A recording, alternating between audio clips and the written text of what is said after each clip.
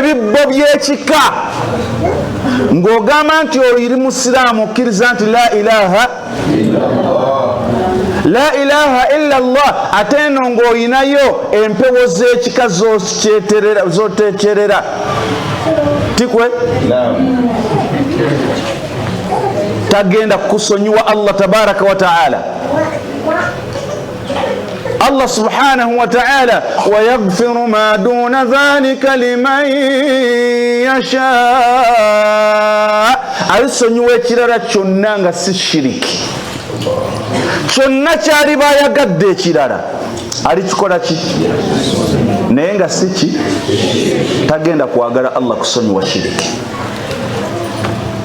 Ekyatuleese kubategeeza nti abange mwenna abayina abawangalira abamanyi abawangalira mu mbeera y'okugatta ku Allah subhanahu wa ta'ala, meseji yaffe gye muli inna Allah, owekitiibwa Allah subhanahu wa ta'ala la yaghfiru an yushraka bi, tasonyiwa talisonyiwa muntu yenna amugattako kantu konna. Ekigambo ekyo kyowulira nti shay'an, akantu konna, okutuusiza ddala n'omuntu afudde ng'ayina akatanga mu bukyobo n'aleka akatanga mu bumooli n'afa nga akatanga ko yakateekawo kutangira bizibu byonna ebiyingira mu maka, la yaghfiru lahu au la yaghfiru laha, Allah tagenda kumusonyiwa kukatanga kukalese mbuki bumooli. Assalamu alaikum. Abange ab'ebitiibwa, atumalira ebizibu byaffe Allah subhanahu wa ta'ala, kuba yatumanyi gye yatujja okuviira ddala mu ntandikwa yaffe nga tetunnabaawo. Wali tomanyi gy'oli, ye yakujjayo Allah subhanahu wa ta'ala. Wali totegeera kikyoli, ye yakuwa amagezi. Wali tosobola kubaako kye weekolera, n'akugabirira Allah tabaraka wa ta'ala. Agamba Allah subhanahu wa ta'ala, qul, gamba gwe Muhammad, gamba gwe Muhammadi, oyo nabagambye levo ki, oyo Muhammad levo ki, ojjawo enjala, n'ojjawo obunakuwavu, n'ojjawo okuwulira obubi, n'ogamba nti sallallahu alayhi, ate ne kiba kirungi gy'oli. قل هو الذي أنشأكم وجعل لكم السمع والأبصار والأفئدة لعلكم تشكرون.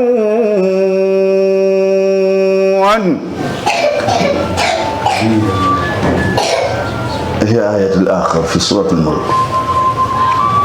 لعلكم تشكرون. Allah tabaraka wa ta'ala gamba qul, gamba gwe Muhammad sallallahu alayhi wa sallam nti ayitibwa Allah tabaraka wa ta'ala oyo gwe tubagamba okusinza mu bwatya, gwe tubawewaza okugattako akantu konna. Ansha'akum, ye yabakola ki, ye yabatandikawo. Ansha'akum, ye yabatandikawo. Sah. Naam.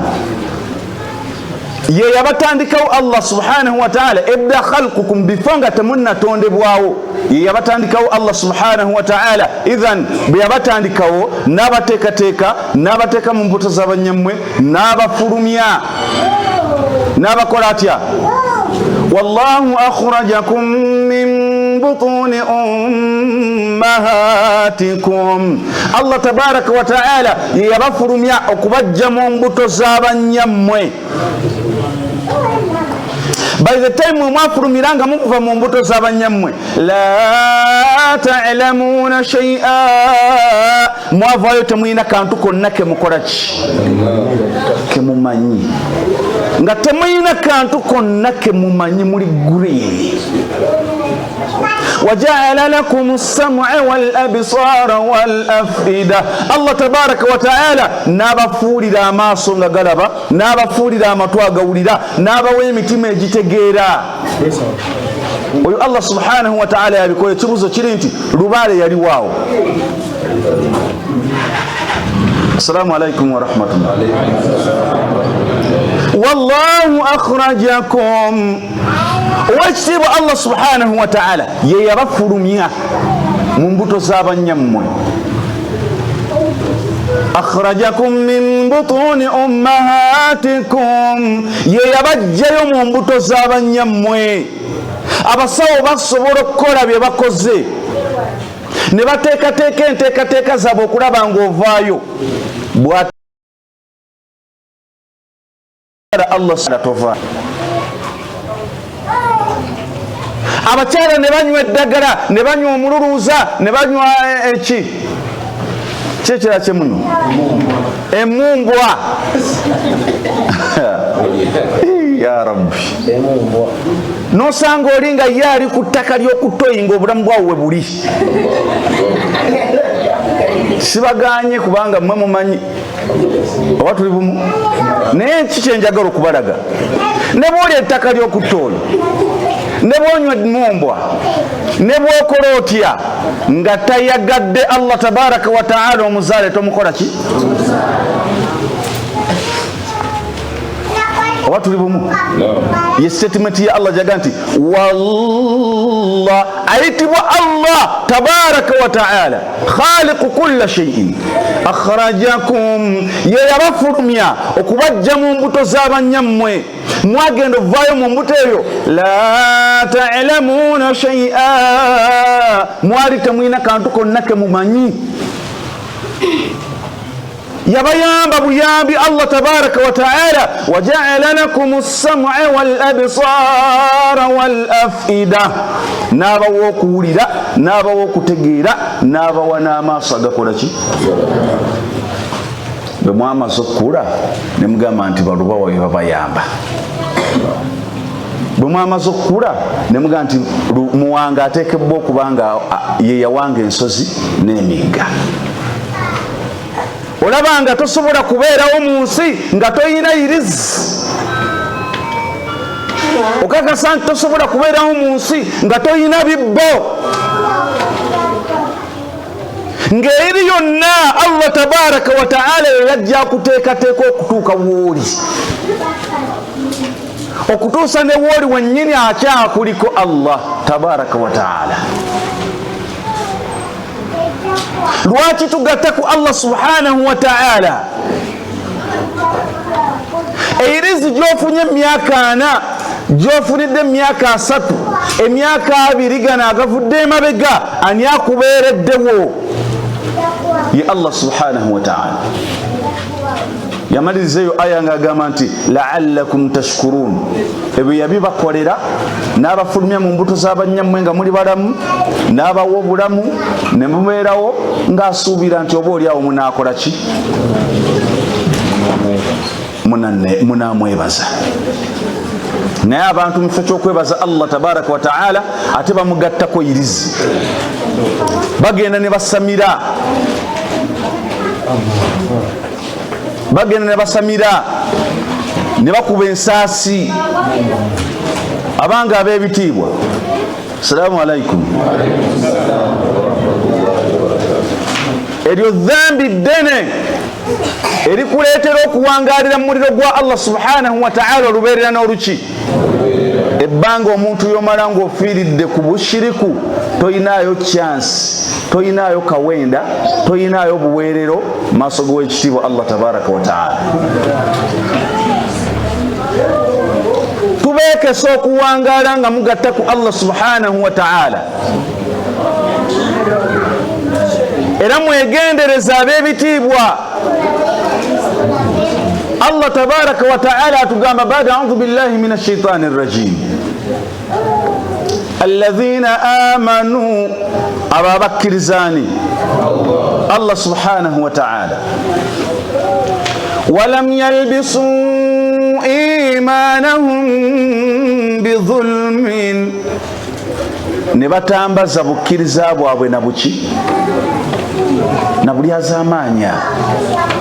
Alladhina amanu ababaki abakkiriza Allah mu bwomu bwe, yani amanu abamukkiriza Allah subhanahu wa ta'ala nga tebayina muli mu nsonda z'ennyumba zaabwe. Amanu bamukkiriza Allah subhanahu wa ta'ala tebeeraguza. Amanu bamukkiriza Allah subhanahu wa ta'ala tebasamira. Amanu bamukkiriza Allah subhanahu wa ta'ala tebawangalira muyirizi.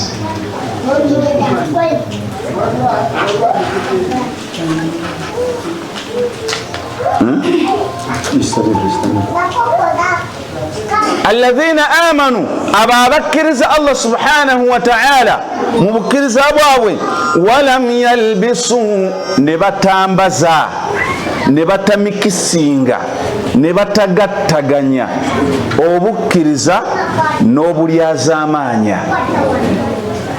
Yagamba Allah tabaraka wa ta'ala nti ulaika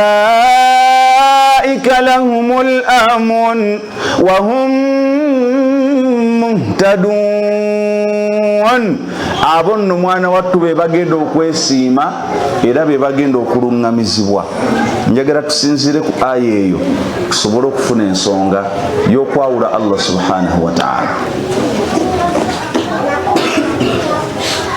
Alladhina amanu ababakkiriza Allah subhanahu wa ta'ala abaffe osobola okubanga eno okkiriza Allah subhanahu wa ta'ala ate ng'eno bw'ogenda n'osamira ddala kituufu obamukkiriza. Assalamu alaikum warahmatullahi. Eno okkiriza nti la ilaha illa Allah ate eno bw'ogamba nti n'embeera z'empewo z'abajjajjaffe tutambula nazo. Subhanallah. Aina Allah? Ali ludda wa Allah subhanahu wa ta'ala. Empewo z'abajjajjaffe nga zetusinza, zetusaba, zetusamirira, zetwegayirira. Aina Allah? Olwo ye Allah subhanahu wa ta'ala aliwa? Allah yasinzibwa, yasabibwa, yeyegayirirwa, yeyesigamibwako. Ate gwe weesigamidde empewo zakiki zakika. Emirimu ogirese mu majini ge gakola, oguza amayembe amakozi. Aina Allah? Aliwa Allah subhanahu wa ta'ala mu mirimu gyo. Abakyala obafumbisa ku buti. Aina Allah? Aliwa Allah subhanahu wa ta'ala mu bufumbo. Abaami obatega butezi, n'otega eddagala ono ne muwangalayo omwaka oyo n'agenda n'otega ow'okumeka. Ali ludda wa Allah tabaraka wa ta'ala. Abanga ab'ebitiibwa, la ilaha illa Allah, tubeere abantu abawula Allah tabaraka wa ta'ala mu mazima. Ne bwe tunaagaana okumwawula Allah subhanahu wa ta'ala, ekisooka ye nga ye tasalwa era tagenda kuwulira bubi nti abantu lw'ab'emiyaga baaganye okunsinza ne bakola shiriki, kale bambi mpulira bubi nempulira n'omusujja gunkutte kuba baaganye okukola ki? Ku Allah tabaraka wa ta'ala tekiri. Ensi yonna ne bwegaana okumusinza Allah talina kyakendeera ku Allah subhanahu wa ta'ala. Ensi yonna ne bwemusinza Allah talina kyeyongera ku Allah tabaraka wa ta'ala. Okuggyako ekyo kyolaba empiso kyegenze mu nnyanja n'egijjayo bw'oti. Olabye amazzi agajjidde ku mpiso. Assalamu alaikum. Otadde empiso mu ki? N'ogijjayo atya? Amazzi ago agajjidde ku mpiso ogalaba? Kwegamba olaba ekikendedde ku nnyanja bwe kifaanana eri Allah tabaraka wa ta'ala. Takendeera Allah, tolina kyomwongera ku Allah. Weetaasa bwetaasa nga ggwe lwaki oteekebwa okwetaasa? يقول الله تبارك وتعالى يثبت الله الذين آمنوا بالقول الثابت في الحياة الدنيا وفي الآخرة. gwe yambe nga gwe osobola okubeera mu bagenda okubutaasa Allah subhanahu wa ta'ala olw'okwawulako Allah tabaraka wa ta'ala. يثبت الله الذين آمنوا بالقول الثابت في الحياة الدنيا. أنيوز الله تبارك وتعالى أنيوز أبكرزا بالقول الثابت نيش جامبي نيوف وهي كلمة لا إله إلا الله. نيش جامبي تشاور لا إله إلا الله. الله تكونوز أنا تشو kubulamu n'obwensi n'obulamu obw'oluvannyuma tosobola kufuna kunywezebwa la ilaha illallah mu kaseera k'ogyetaagiramu okuggyako ng'owangadde oli ku la ilaha illallah. tosobola kutaasibwa Allah subhanahu wa ta'ala kuwa shahada kuwa la ilaha illallah n'ofaanayo nga kyekigambo kyekisembyeyo nga bwe yagamba omubaka Muhammad sallallahu alayhi wa sallama man kana akhiru kalamihi la ilaha illa Allah dakhala. omuntu afunye chansi n'asembyayo ekigambo kya la ilaha illa Allah dakhala aljanna straight forward agenda muki. naye tosobola kukifuna okuggyako ng'owangadde ku la ilaha illa Allah. tosobola kufuna la ilaha illa Allah ng'owangadde oyina amasabo, owangadde ologa banno, owangadde ogenda mu buli sayidi ya ssabo nga buli kasabo konna akali ku lwamiyaga paka sembabule nga wonna buli kanyomero okakola ki? bakayita olulembo. Ya salaamu. okuggyako nga buli lulembo olukola ki? n'ogamba nti ogenda kufuna la ilaha illa Allah ku nkomerero. okuggyako nga weenenyezza akaseera k'okwenenya ke kano kennyini ke tulimu kubanga tetumanyi kiddako. tomanyi kiddako nga nange bwe sikikola ki. tubu ila Allah, twenenye eri Allah subhanahu wa ta'ala, tulongoosa aqida zaffe. aya eyo bwemala okukka kansooke mbagazirizeyo kweyo alladhina egamba nti yuthabbitu Allah anyweza Allah subhanahu wa ta'ala bilqawli thabit n'ekigambo ekinywevu ku bulamu buno obwensi neki naye takinyweza buli yenna.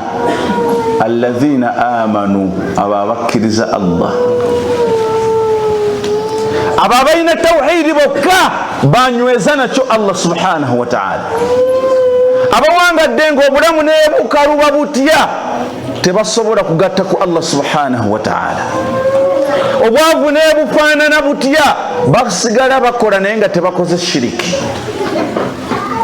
abaana nebo babeera nga babuze tebagatta ku Allah tabaraka wa ta'ala basigala basabaani Allah subhanahu wa ta'ala.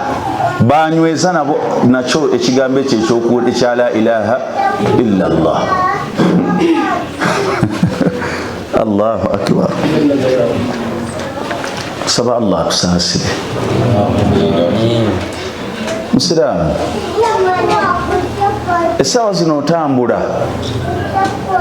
olya onywa ossa oli mulamu naye akaseera kagenda kubeerawo olunaku lumu mu nnaku nga tokyayina kyosobola kukola nga bakukolera kiki? Umar ibn al-Khattab radiyallahu anhu yagamba mu bigambo bye, mpulira abantu nga bagamba buli kaseera annahu mata fulan, nga bagamba nti gundi afudde, wa mata fulan ne gundi afudde, wa mata fulan ne gundi afudde. naye sayati alyawm rujja kujja olunaku lutya olunaku mu nnaku lumu yaquluuna bagambe nti maata umaru nti umaru akoze eki ebyo ebigambo bye essaawa zino mbategeeza nti owulira buli kaseera bagamba gundi akoze eki ng'ate omumanyi gundi afudde tugende tuziike n'ogenda n'oziika awamu n'otagenda kukola ki naye sayati alyawm lujja kujja olunaku mu nnaku abantu bagambe nti gwe afudde nga bw'ogamba nti gundi afudde n'okuba n'akasimu n'okabikira eri haji gundi n'obikira muwalimu gundi n'obikira seeka gundi n'obikira gundi nabo olunaku lujja kujja bagambe ngi bakakube bakubike nga gwafudde ng'olugendo lw'okutte lw'ogenzeemu togenda kudda togenda kusuubirwa toliddamu kulabwako tomanyi kiki ky'ogenze kusinkana